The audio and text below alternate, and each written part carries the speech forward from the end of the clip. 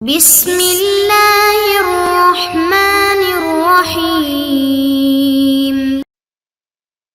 بسم اللہ الرحمن الرحیم والصلاة والسلام علی اشرف الانبیاء والمرسلین اما بعد۔ آج کے سبق کی عبارت ہے فصل فی الاستثناء والاستثناء بأجل معلوم سلم تعاملوا فيه أو لا وبلا أجل فيما يتعامل كخف وقمقمة وطست صح بيعا لا عدة. الاستثناء أن يقول للصانع كالخفاف مثلا اصنع لي من مالك خفا من هذا الجنس بهذه الصفة بكذا، فإن أجل أجلا معلوما كان سلما سواء جرى فيه التعامل أو لا، فيعتبر فيه شرائط السلم، وإن لم يؤجل فإن كان مما يجري فيه التعامل صح بطريق البيع لا بطريق العدة، فإن لم يجري فيه التعامل لا يجوز. ثم ذكر فروع قوله إنه بيع لا عدة، فقال فيجبر الصانع على عمله ولا يرجع الآمر عنه، والمبيع هو العين لا عمله، فإن جاء بما صنعه غيره أو صنعه هو قبل العقد فأخذه صحا، ولا يتعين له بلا اختياره، فصح بيع الصانع قبل رؤية الآمر وله أخذه وتركه، ولم يصح فيما لا يتعامل كالثوب اذا لم يؤجل كما شرحناه. یہ ہے آج کے سبق کی عبارت۔ اس سے قبل ویڈیوز کے اندر ہم نے بے سلم کا بیان پڑھا تھا۔ آج کی اس ویڈیو میں ہم فصل فی الاستثناء شروع کر رہے ہیں۔ ابتدا میں بتایا تھا کہ بے سلم اور بے استثناء ایسے دو عقود ہیں کہ جن کے اندر مبی مؤخر ہوتا ہے، ثمن مؤجل ہوتا ہے، یعنی ثمن کو پہلے ادا کیا جاتا ہے، مبی بعد میں ملتا ہے۔ تو آج کی اس ویڈیو میں استثناء سے متعلق بات کرتے ہیں، استثناء کی تعریف، استثناء کی حیثیت، اس کا ثبوت اور استثناء اور سلم میں فرق، یہ چیزیں بھی انشاءاللہ ذکر کروں گا اور اس کے ساتھ عبارت بھی پڑھتے ہیں۔ تو سب سے پہلی بات یہ ہے کہ استثناء کا معنی کیا ہے، اس کی تعریف کیا ہے۔ استثناء یہ باب استفعال سے مصدر ہے، استثناء یستثنع استثناءً، اس کا مادہ ہے صاد نون عین، اور اس کا معنی وہ کسی چیز کو بنانے کو طلب کرنا، یعنی آپ کسی چیز کے بنانے کا حکم کرتے ہیں کسی کو کہ مجھے یہ چیز بنا کر دو۔ اور جہاں تک اس کی اصطلاحی تعریف کی بات ہے تو مختلف الفاظ سے اصطلاحی تعریف ملتی ہے۔ فرماتے ہیں هو طلب عمل شيء خاص على وجه مخصوص مادته من الصانع، کہ کسی سے کوئی خاص صورت پر کوئی چیز بنانے کو طلب کرنا اور اس کا مادہ بھی صانع یعنی بنانے والے کی طرف سے ہی ہو، اپنے مادہ سے یعنی اپنی طرف سے وہ میٹیریل لگائے گا اور آپ کے اوصاف کے بتائے ہوئے مطابق جو چیز آپ بنوانا چاہ رہے ہیں وہ چیز آپ کو بنا کر دے گا، اس کو استثناء کہا جاتا ہے۔ اس کی شرائط بھی ہیں، اس کے احکامات بھی ہیں، عبارت پڑھی کہ اس کو سمجھیں گے، لیکن اس سے پہلے اس کے ثبوت سے متعلق بات کر لیتے ہیں کہ کہاں سے ثابت ہے۔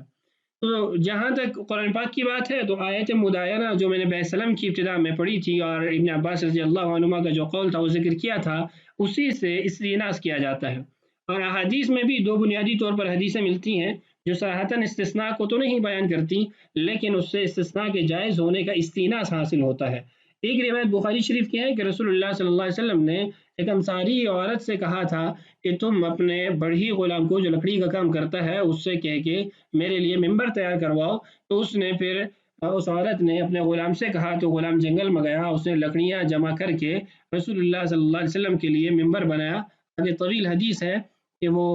جو لکڑی کا تنا تھا جس پہ آپ ٹیک لگاتے تھے وہ چیخنے لگا، رونے لگا، وہ طویل آگے روایت موجود ہے۔ دوسری جو حدیث ہے جس سے استئناس کیا جاتا ہے وہ یہ ہے کہ رسول اللہ صلی اللہ علیہ وسلم نے جب عجم کو خطوط لکھنا شروع کیے تو آپ کو بتایا گیا کہ عجم اس خط کو قبول کرتے ہیں جس پر خط لکھنے والی کی مہر بھی ہو، تو آپ نے پھر ایک انگوٹھی بنائی تھی جس کے اندر آپ کی مہر بھی تھی اور آپ اس کے ذریعے مہر لگاتے تھے۔ تو ان دو روایتوں سے استئناس کیا جاتا ہے استثناء کے جائز ہونے کا۔ جہاں تک قیاس کی بات ہے تو یہ بے خلاف قیاس ہے، جیسے بے سلم خلاف قیاس ہے کہ ان دونوں کے اندر معدوم چیز کی بے ہوتی ہے۔ عملی اجماع سے استثناء جائز معلوم ہوتا ہے کہ رسول اللہ صلی اللہ علیہ وسلم کے زمانے سے لے کر آج تک استثناء کے معاملات ہوتے ہیں، تو اس پر کسی نے کوئی نکیر نہیں کی، تو یہ عملی اجماع بھی اس کے جواز پر دلیل ہے۔ اب کچھ ابحاث جو کتاب میں موجود ہیں ان کو پڑھ لیتے ہیں، پھر اس کے بعد جو بے سلم اور بے استثناء میں فرق ہے اس کی طرف بھی آتے ہیں۔ فرماتے ہیں فصل فی الاستثناء والاستثناء، اور استثناء کہتے ہیں بأجل معلوم سلم تعاملوا فيه اولا، اگر استثناء کے اندر مدت طے کی جائے، چونکہ سلم کے اندر سب سے کم مدت 1 ماہ ہے، تو 1 ماہ سے زائد یا 1 ماہ مدت طے کی جائے تو یہ سلم بن جائے گا۔ دوسرا تعاملوا فیہ اولا، بے سلم کے اندر تو یہ قید نہیں تھی کہ معاملہ لوگ اس کے ساتھ لوگوں کا اس میں تعامل موجود ہے یا نہیں ہے، یعنی جن چیزوں کو عرف عام میں بنایا جاتا ہے یا نہیں بنایا جاتا وہ سلم کے اندر تمام چیزیں داخل ہو جاتی ہیں، لیکن استثناء کے اندر مدت بھی طے نہیں کرنی ہوتی اور جن چیزوں میں لوگوں کا تعامل ہے اس کے اندر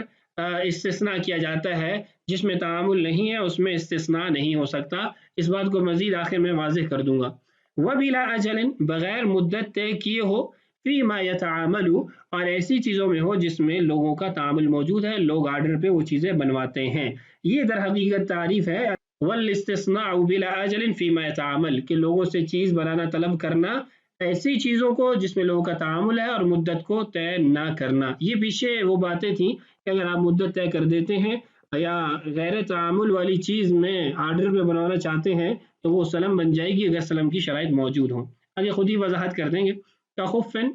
موزے لوگ بنواتے ہیں، وقمقمۃ وطست، ایسے ہی قمقمے ہیں، طست ہے، طشت پہلے بھی بتایا تھا کہ ہاتھ دھونے کے جو برتن وغیرہ ہے اس کو کہا جاتا ہے۔ فرماتے ہیں صح بیعا لا عدۃ، اور صحیح یہ ہے کہ استثناء کا معاملہ بیع کا معاملہ ہے، وعدہ کا معاملہ نہیں ہے۔ اس متن کی عبارت میں چونکہ پیچیدگی ہے، آگے اس کو واضح کر کے لکھا گیا، اس کو دیکھیے۔ الاستثناء، استثناء کہتے ہیں ان یقول للصانع، کہ بنانے والے سے کہے، کالخفاف مثلا، جیسے موزے بنانے والے سے کہا جاتا ہے، اصنع لی من مالک، اپنے مال میں سے میرے لیے بناؤ، یعنی اپنے پاس جو چمڑا ہے اس سے میرے لیے بناؤ، خفن،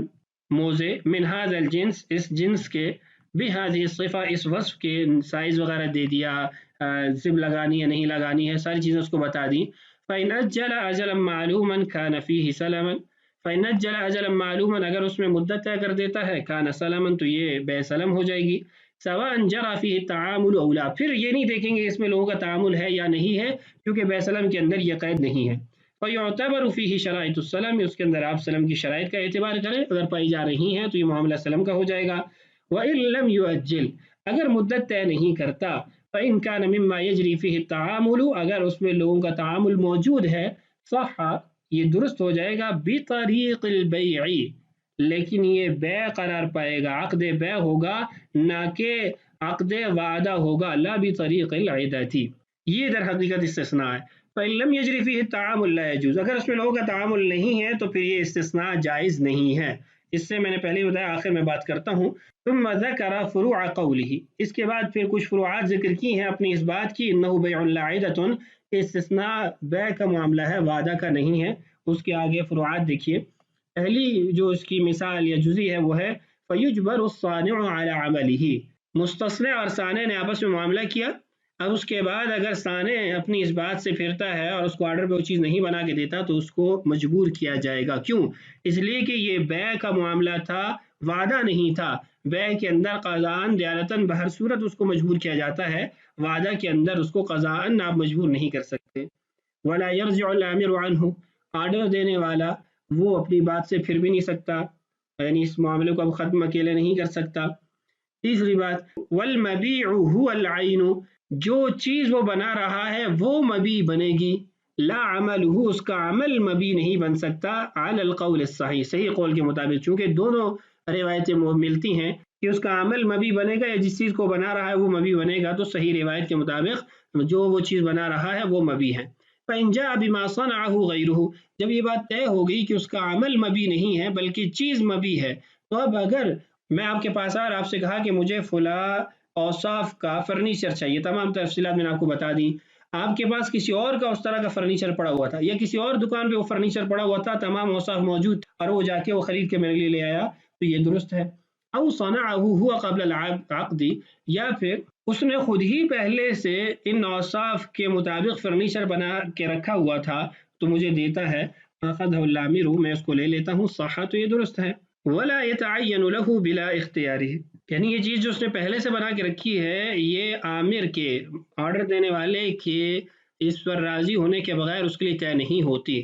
اگر وہ کہتا ہے کہ نہیں میرے لیے جدا بناؤ تو پھر اس کے لیے اس کو علیحدہ بنانا پڑے گا۔ فصح بیع الصانع قبل رؤیت العامر، تو صانع نے اگر کسی اور کو یہ چیز بیچ دی تو اس کا یہ بیچنا درست ہے، لیکن قبل رؤیت العامر، حکم دینے والے، آرڈر دینے والے کے دیکھنے سے پہلے، اس کے دیکھنے کے بعد اگر بیچنا چاہتا ہے تو نہیں بیچ سکتا۔ وَلَهُ أَخْذُهُ وَتَرْكُهُ، اور جس نے آرڈر دیا ہے اس کو یہ حق حاصل ہے کہ چیز کے بننے کے بعد وہ لینا چاہتا ہے تو لے لے، چھوڑنا چاہتا ہے تو چھوڑ دے، یعنی اس کو خیار رؤیت حاصل ہوگا۔ یہ امام ابو حنیفہ اور امام محمد رحمہم اللہ کا قول ہے، یعنی طرفین کا قول ہے کہ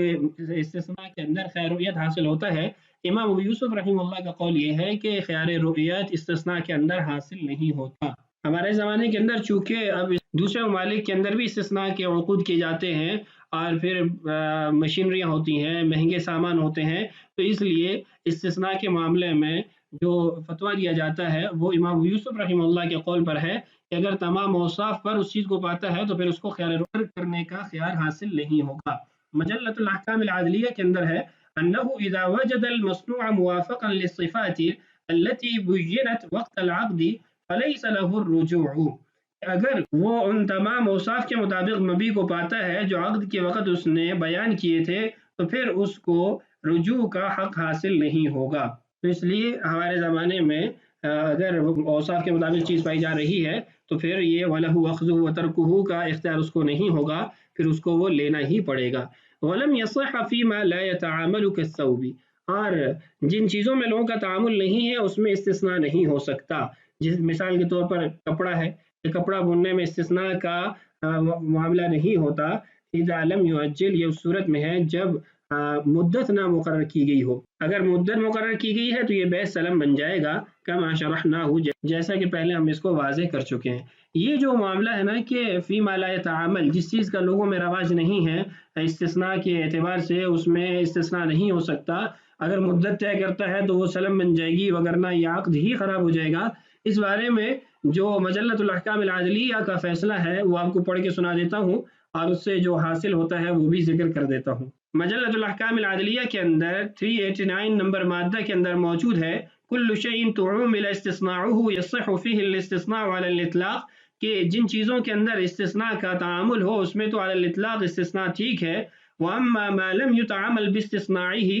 اور جن چیزوں میں استثناء کا تعامل نہیں ہے اذا بین فیہ المدت صار سلما، اس میں اگر مدت بیان کی جاتی ہے تو یہ بیع سلم بن جائے گی۔ وتعتبر فیہ شرائط السلم، اور اس میں سلم کی شرائط کا اعتبار کیا جائے گا۔ واذا لم یبین فیہ المدہ کان من قبیل الاستثناء ایضا، اور اگر اس میں مدت کو بیان نہیں کیا جاتا تو یہ بھی استثناء ہی کے قبیل سے ہوگا۔ تو کیا بات معلوم ہوئی کہ اگر تعامل نہ بھی ہو تو پھر بھی استثناء ہی کے قبیل سے اس کو شمار کیا جائے گا۔ اس کی شرح میں وہ لکھتے ہیں کہ یہ استثناء ہی ہوگا، اس کا مطلب یہ ہے کہ استثناء منہی عنہ، یہ ایسا استثناء ہے جس سے منع کیا گیا ہے، لیکن اگر کوئی یہ عمل کر لیتا ہے تو یہ استثناء درست ہو جائے گا، استثناء کا ہی اس کو عقد سمجھا جائے گا۔ تو یہ کچھ وضاحت تھی اور کچھ مسائل تھے جو آپ کو کتاب سے سمجھا دیے ہیں۔ اب آخری جو ہمارا موضوع ہے بیع استثناء کے اعتبار سے وہ یہ ہے کہ بیع سلم اور بیع استثناء میں کیا فرق ہے، تو میں ذکر کر دیتا ہوں، آپ کی اسکرین پر بھی موجود ہے کہ استثناء اور سلم میں فقہائے حنفیہ کے ہاں درجہ الفروق ہے۔ پہلا فرق یہ ہے کہ بیع سلم میں مبی یعنی خریدی جانے والی چیز دین ہوتی ہے، جبکہ استثناء میں مبی عین ہوتی ہے۔ اس کو یوں بھی کہا جا سکتا ہے کہ بیع سلم صرف مثلی اشیاء، کیلی وزنی عددیات متقاربہ جو ہیں جن کو آپ مثلی اشیاء کہتے ہیں ان میں جاری ہوتی ہے، جبکہ استثناء مثلی و غیر مثلی دونوں قسم کی اشیاء میں ہو سکتی ہے۔ دوسرا پوائنٹ، استثناء میں مبی ایسی چیز ہونا ضروری ہے جو صنعت کی محتاج ہو، جس کو باقاعدہ طور پر بنایا جاتا ہو، جبکہ بیع سلم میں مبی کے لیے ایسی کوئی شرط نہیں کہ ایسی چیز ہو جو صنعت کی محتاج ہو، بلکہ جو صنعت کی محتاج نہ بھی ہو اس میں بھی بیع سلم جائز ہے۔ تیسرا پوائنٹ، بیع سلم میں خریدی ہوئی چیز کی وصولی کے لیے متعین مدت طے کرنا ضروری ہے، جبکہ استثناء میں اس کے لیے مدت بیان نہ کرنا ضروری ہے۔ اسے یوں بھی کہا گیا ہے کہ سلم میں استمہال یعنی مہلت کے لیے مدت طے کی جاتی ہے جو کہ ضروری ہے، جبکہ استثناء میں استعجال کے لیے مدت بیان کی جا سکتی ہے، یعنی صرف اتنی مدت طے کی جا سکتی ہے جس میں چیز بن کر تیار ہو سکے، اس سے زیادہ مدت طے کرنا درست نہیں ہے۔ چوتھا پوائنٹ، بیع سلم میں ضروری ہے کہ مکمل ثمن قیمت فی الفور ادا کی جائے، جبکہ استثناء میں ایسی کوئی شرط نہیں ہے کہ ساری رقم فی الفور دینا بھی درست ہے، بعد میں بھی دینا درست ہے، اور قسطوں کی شکل میں بھی دی جا سکتی ہے۔ پانچواں پوائنٹ، فقہائے حنفیہ کے ہاں بیسلم میں یہ بھی ضروری ہے کہ معاملہ کرنے کے وقت سے لے کر چیز کی وصولی کی مدت تک مبیع بازار میں یا کسی ایسی جگہ میسر ہو جہاں سے مہیا کیا جا سکے، جبکہ استثناء میں ایسی کوئی شرط لازم نہیں ہے۔ تو یہ چند فروق آپ کے سامنے ذکر کر دیے ہیں، بقیہ جو مسائل ہیں اس کی تفصیلات ہیں وہ انشاءاللہ آپ ہدایہ وغیرہ میں پڑھیں گے۔ اللہ تعالیٰ سے دعا ہے اللہ تعالیٰ ہمارے لیے اسباق کی تکمیل آسان فرمائے، اللہ تعالیٰ ہم سب کا حامی و ناصر ہو۔ السلام علیکم ورحمۃ اللہ وبرکاتہ۔